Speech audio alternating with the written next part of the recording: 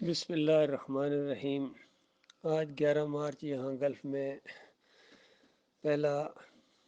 رمضان المبارک ہے، اور ہمارے دوسرے بھائی جو ہیں خاص کر پاکستان میں یا دوسری جگہوں پر ان کا شاید کل ہو پہلا روزہ۔ یہ بہت ہی مبارک مہینہ ہے، اللہ کی رحمت اور شفقت کا مہینہ ہے۔ ویسے تو ہر وقت ہر آن اللہ کی رحمت مومنوں کے اوپر برستی رہتی ہے، اور رمضان کے اندر گویا اس کے اندر طغیانی آ جاتی ہے، طوفان آ جاتا ہے۔ یہ شہر القرآن ہے، یعنی اس میں قرآن نازل ہوا، اور یہ الفرقان ہے قرآن، اور اس رمضان کے اندر مومنوں کے اجر کو بہت بڑھا دیا جاتا ہے۔ اور یاد رکھیں، ساری مہربانیاں، سارے انسینٹیو، ساری جتنی سہولتیں ہیں، مہربانیاں ہیں، وہ مومنوں کے لیے ہیں۔ دوسروں کے لیے تو اللہ نے اس کے اندر ایک معمولی سا حصہ بھی نہیں رکھا ہے۔ ان کے اوپر تو صرف جہنم کی آگ فرض ہے، جو اللہ کی بات کو نہ مانیں، اپنی چلائیں یا اپنے اکابرین کی باتوں کو چلائیں اور اللہ کی بات کو پیچھے کر دیں، انکار کر دیں، ان کے سامنے دعوت رکھی جائے پھر بھی نہ مانیں، تو ایسے بدبختوں کے لیے بڑا ہی یہ یعنی افسوس کا وقت ہوگا ان کے لیے کہ اس مہینے کے اندر بھی وہ اپنے مالک اور خالق کو راضی نہ کر سکے اور جنت نہ حاصل کر سکے۔ یہ دعائیں بھی رہی ہیں کہ یا اللہ اس رمضان کو ہمارے گزشتہ تمام رمضان سے زیادہ ہمارے لیے خیر و برکت کا ذریعہ بنا، اور ہمیں اس سے پورا فائدہ اٹھانے کی توفیق عطا فرما۔ مالک ہمارے پچھلے گناہوں کو معاف کر دے، آئندہ بچا، جیسا کہ اللہ کا وعدہ ہے۔ نبی علیہ السلام نے فرمایا، من صام رمضان ایمان و احتساب غفر اللہ ما تقدم من ذنبہ۔ جس نے ایمان کی حالت میں اور ثواب جانتے ہوئے، اپنا احتساب کرتے ہوئے اس مہینے میں وہ صائم رہا، روزے رکھے، اس کے پچھلے تمام گناہ معاف کر دیے جاتے ہیں۔ بتائیے کس قدر اللہ کی یہ شفقت ہے، رحمت ہے۔ پھر قوم رمضان کے لیے بھی یہی کہا، اور قوم لیلۃ القدر کے لیے بھی یہی کہا کہ لیلۃ القدر میں بھی اگر کسی نے اللہ کی عبادت کی، ایمان و احتساب، یہ شرط تو ساتھ ہے نا، ایمان تو لازمی ہے۔ دیکھیے ہر جگہ آج امت مسلمہ کا اصل مسئلہ یہی ہے کہ یہ روزے دار بھی ہیں، حج اور عمرہ بھی کرتے ہیں، نمازی ہیں، اتنے اعمال کرتے ہیں کہ کوئی دوسری قوم آج ان مسلمانوں کی طرح ایسے اعمال نہیں کرتی ہے جو اللہ کے لیے ہوں۔ لیکن یہ بھی ساتھ حقیقت ہے کہ یہ قوم ایسی ہے کہ جو پچھلی تمام امتوں نے جو شرک کیے تھے، کفر کیے تھے، وہ سارے کے سارے ان کے اندر آ گئے ہیں، اللہ ماشاء اللہ۔ بہت تھوڑے ہیں، کوئی خربوں میں ایک ہو مخلص مومن ہو اور خالص مومن ہو، قرآن کا مومن ہو۔ تو قرآن کا جو اسلام ہے وہ بالکل اور ہے۔ اس میں صحابہ کرام کو دیکھیں، تابعین، تبع تابعین کے دیکھیں، انبیاء کو دیکھیں، تو یہ قرآن کا اسلام ہے۔ اور باقی جتنے ہیں یہ ان کا اپنا اسلام ہے، کوئی صوفیوں کا اسلام لیے بیٹھا ہے، کوئی مولویوں کا، کوئی پیروں کا، اور پھر ان کے اندر مزید فرقے ہیں جن کی تفصیل ابھی بیان کی جائے گی انشاءاللہ۔ تو دعا یہ مانگی گئی تھی کہ مالک یہ رمضان ہمارے لیے بہت ہی زیادہ خیر و برکت کا ذریعہ، اور اس کے بعد ہر آئندہ رمضان پہلے سے زیادہ ہمارے لیے مفید ثابت ہو جائے۔ مالک یہ گزارش ہے اپنے مالک سے، وہ دعاؤں کو سننے والا ہے۔ لہذا یہ دل چاہا کہ اپنے بھائیوں کے سامنے قرآن کا معنی اور مفہوم انتہائی مختصر اور اردو زبان کے اندر، تاکہ لوگوں کو پتہ چلے کہ اس کتاب کے اندر لکھا ہوا کیا ہے،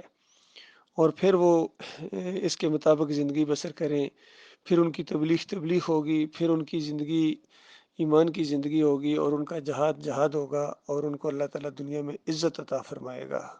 اور یہ چیز ہمارے لیے صدقہ جاریہ بن جائے۔ تو لہٰذا آج یکم رمضان سے اس چیز کا سلسلہ شروع کیا جا رہا ہے، اور اللہ تعالیٰ سے پھر گزارش ہے، دعا ہے کہ مالک اس کو خیر و برکت کا ذریعہ بنا، ہمارے لیے اجر و ثواب اور صدقہ جاریہ بنا دے مالک۔ اعوذ باللہ من الشیطان الرجیم، بسم اللہ الرحمن الرحیم۔ الحمد للہ رب العالمین، الرحمن الرحیم، مالک یوم الدین، ایاک نعبد و ایاک نستعین، اهدنا الصراط المستقیم، صراط الذین انعمت علیہم غیر المغضوب علیہم ولا الضالین۔ شروع اللہ کے نام سے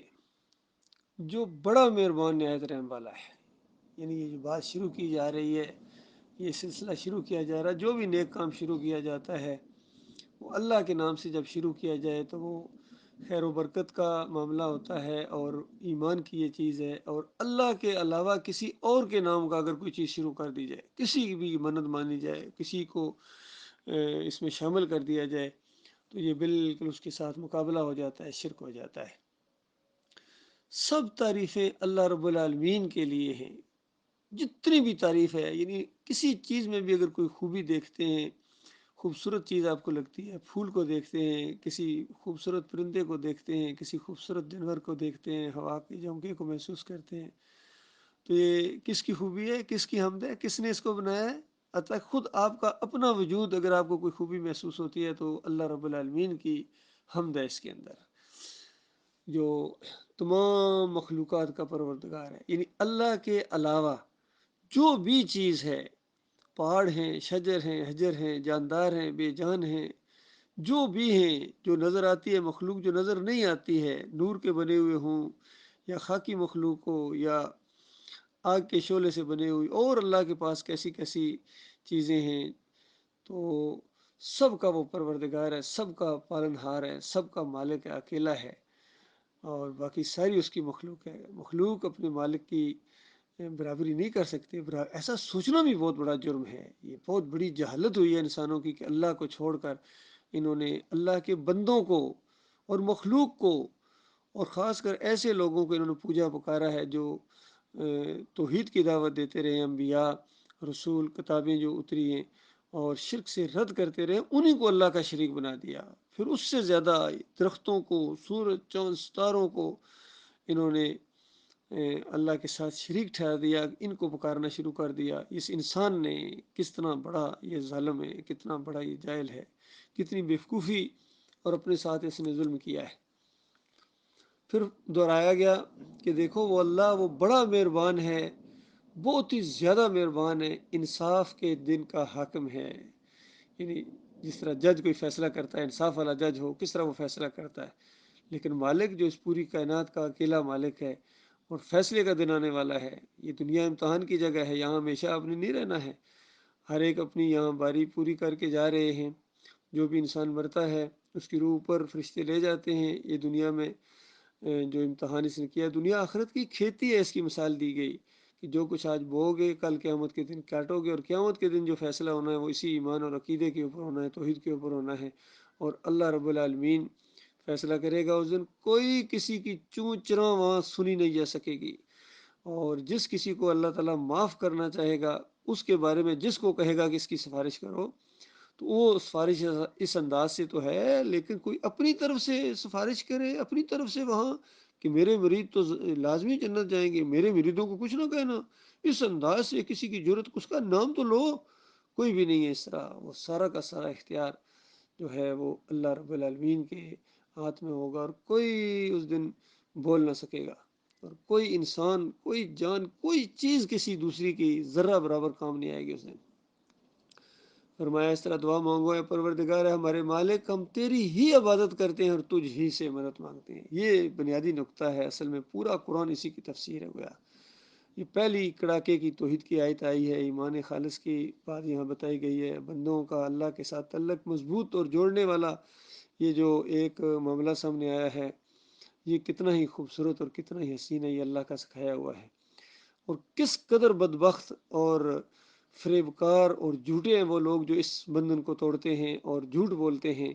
جس طرح محمود الحسن نے اپنی تفسیر کے اندر لکھا کہ بات تو صحیح ہے،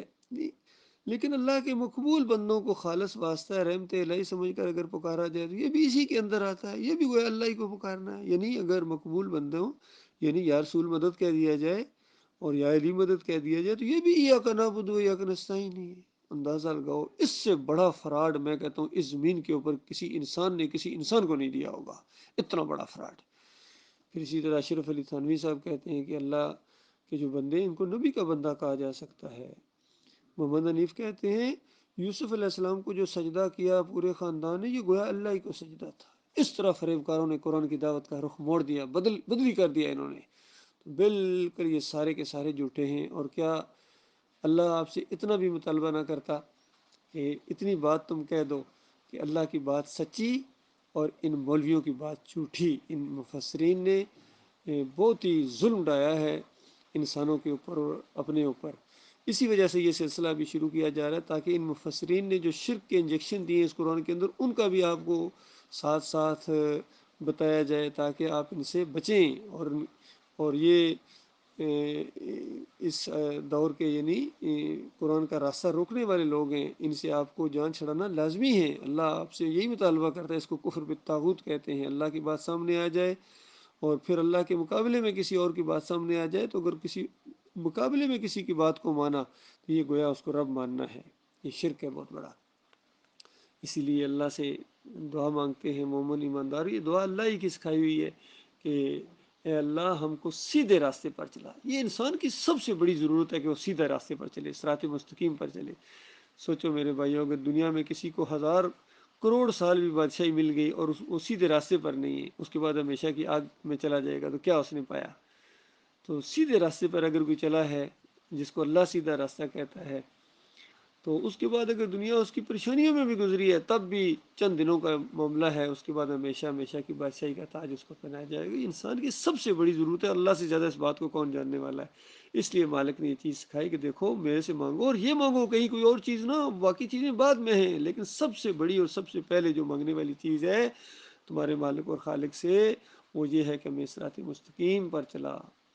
ان لوگوں کے راستے پر جن پر تو نے اپنا فضل و کرم کرتا رہا، انعام یافتہ لوگوں کے اوپر۔ دیکھیے اور پن پوائنٹ کی جا رہی ہے کہ مالک ہم صراط مستقیم جو مانگ رہے ہیں پورے شعور اور بصیرت کے ساتھ مانگ رہے ہیں کہ مالک تو جن کے اوپر راضی ہے، تو وہ ان کی بات ہو رہی ہے۔ باقی چاہے وہ دنیا میں ستائے گئے ہوں، پریشان کیے گئے ہوں، تکلیفوں میں ڈالے گئے ہوں، بیمار رہے ہوں، قتل کر دیے گئے ہوں، دنیا نے ان کو بے شک اگر اچھا نہ سمجھا، ہمیں ان کی باتیں نہیں ہیں۔ مالک تو جن کو پسند کرتا ہے، مالک تو جن کے اوپر ان کے راستے پر چلا جو ان کا طریقہ تھا، اور میرے مالک ان کے طریقے پر نہ چلانا جن پر تو غصے ہوا، یعنی ناراض ہوا، غضب تیرا ٹوٹا ان کے اوپر، اور ان کے راستے پر نہ چلانا جو بالکل گمراہوں کا راستہ ہے۔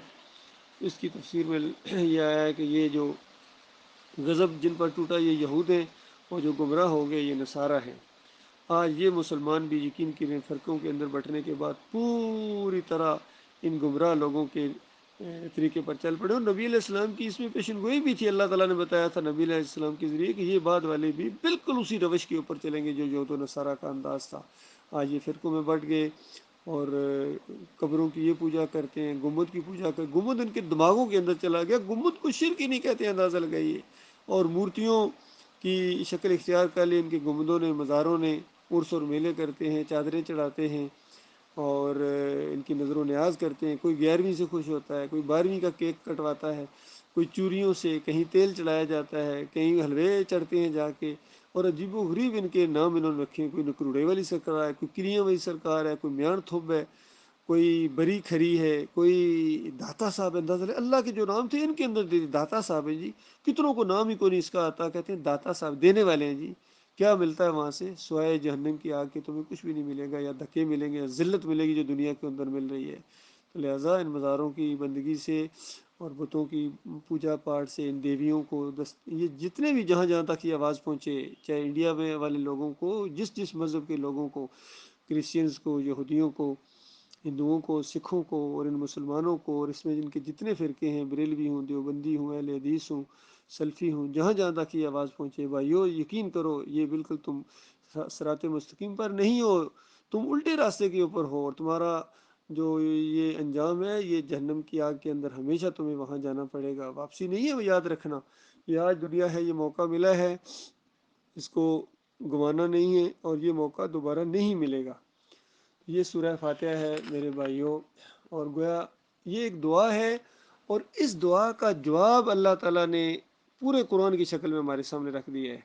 جو بھی آپ کو انشاءاللہ آپ کے سامنے یہ باتیں آتی رہیں گی، تو ہر جگہ ہر وقت جب بھی درس آپ کے سامنے آئے، جہاں سے بھی، جس صورت سے بھی،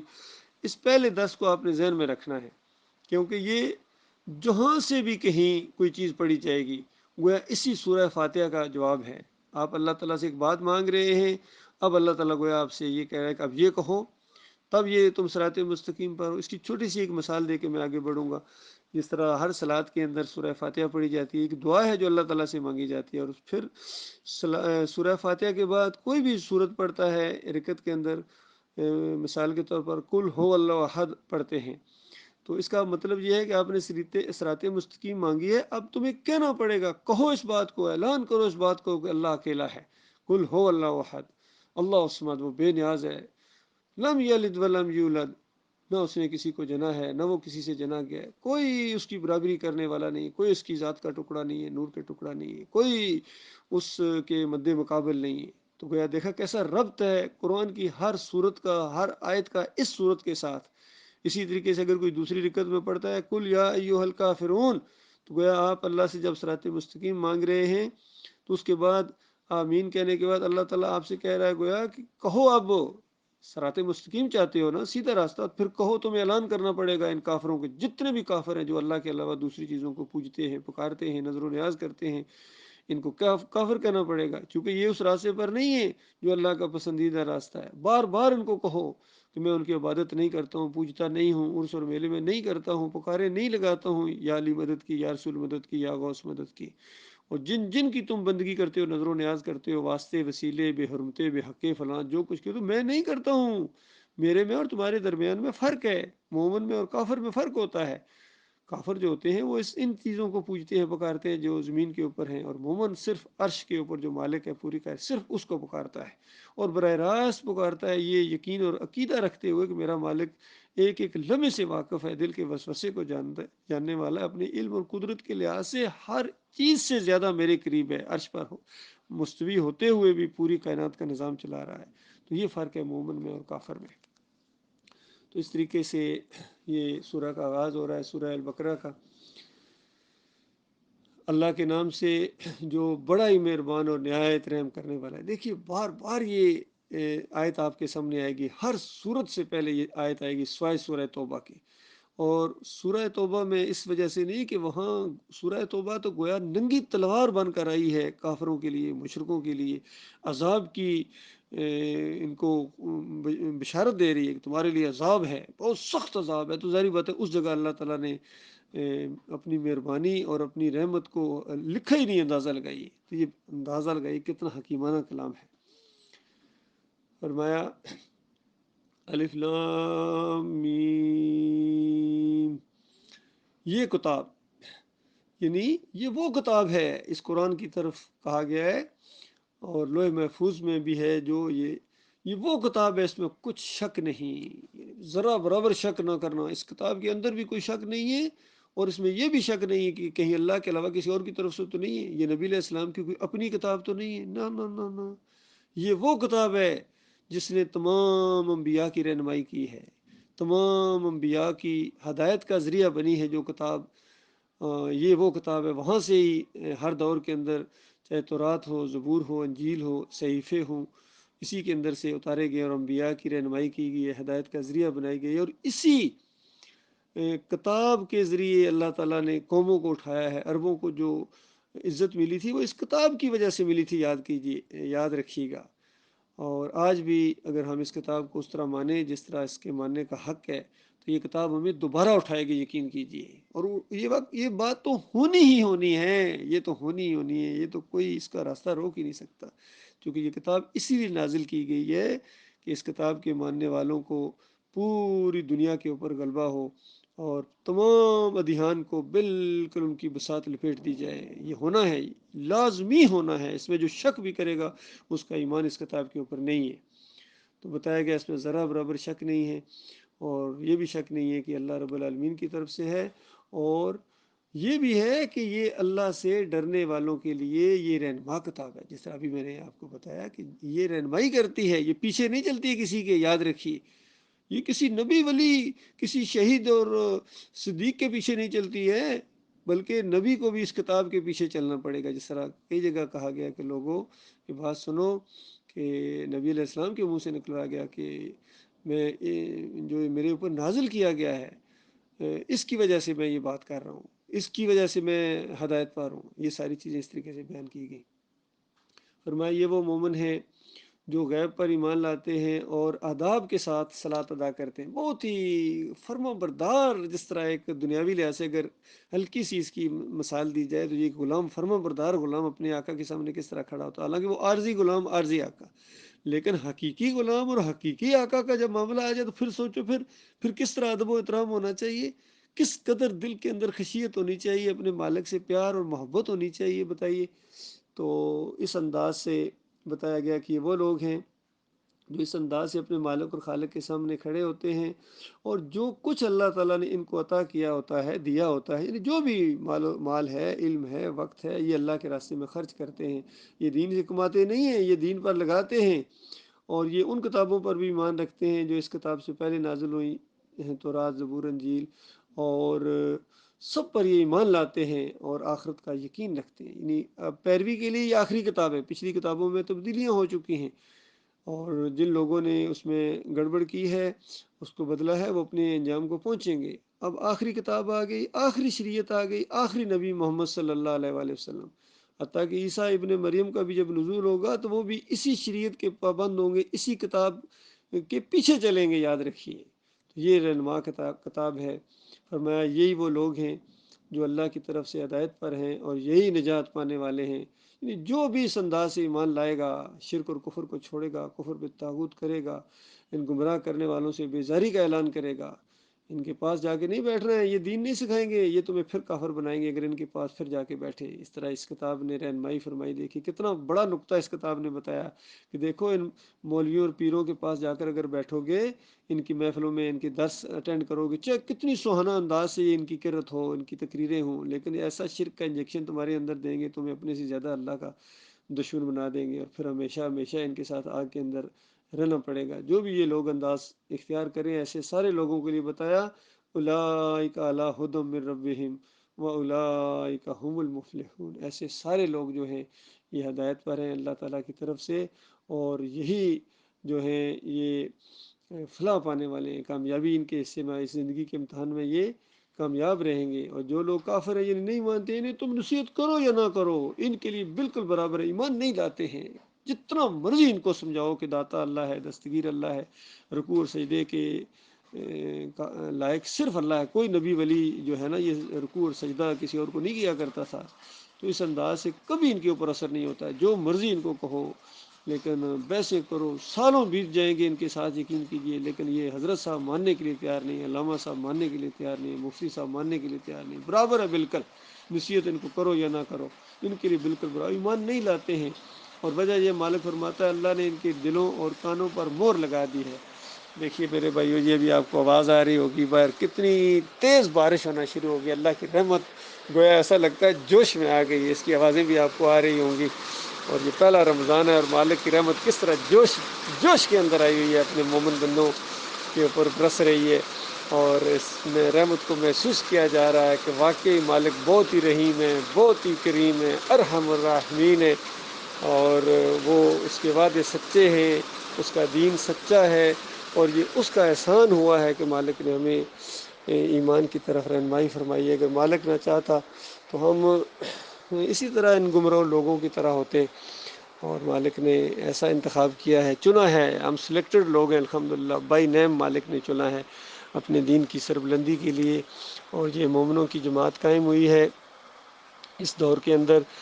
توحید کی دعوت دیتے ہیں، رد شرک کرتے ہیں، قرآن کی طرف لاتے ہیں، دعوت یہ ہے صحیح معنوں میں دعوت القرآن، باقی شرک اور کفر سکھانے والے کہ نبی نے نبی کو سجدہ کر دیا، ان کی دعوت القرآن، اور یہ بادشاہ کے سامنے جھکنا کہتے ہیں یہ شرک کو نہیں ہے، یہ دعوت القرآن دیں گے، اور کبھی جمہوریت کو بھی جو مشرکانہ نظام نہ کہ یہ دعوت القرآن دیں گے، بے حق فلاں، بے حرمت فلاں پکارنے والے، واسطے وسیلے والے، شرک اور کفر والے، یہ تمہیں دین سکھائیں گے، ان کے پاس بیٹھو گے تو اللہ تم سے خوش ہوگا یا اللہ کی لعنت برسے گی تمہارے اوپر۔ اس لیے سارے ان مسلکوں کو چھوڑنا ہے میرے بھائیو، کوئی مسلک ایسا نہیں جس کے اندر شرک نہ ہو، بریلوی ہوں، دیوبندی ہوں، اہل حدیث ہوں، جس طرح ابھی میں نے ایاک نعبد و ایاک نستعین کی بات بتاتے ہوئے بتایا کہ دیکھو دیوبندیوں سب کا اس آیت کے خلاف عقیدہ ہے، اور اسی طرح بریلویوں کا بھی، اعلیٰ حضرت ہوں یا ابو اللہ ہوں، سارے کے سارے شرک کے اندر مبتلا گزرے ہیں، کہیں نہ کہیں شرک کے ساتھ ان کے انڈر گراؤنڈ رابطے رہے ہیں، اور انہوں نے انسانیت کو بڑا گمراہ کیا ہے۔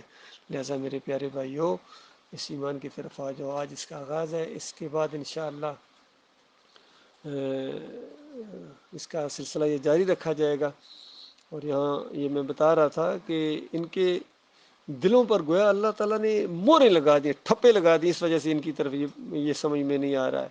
اور پردے پڑے ہوئے ہیں۔ اور بتایا ان کے لیے دردناک عذاب ہے، عذاب عظیم ہے، اندازہ لگاؤ جس کو اللہ عظیم کہے وہ کیا چیز ہوگی، دکھ دینے والا عذاب ہے ان کے لیے۔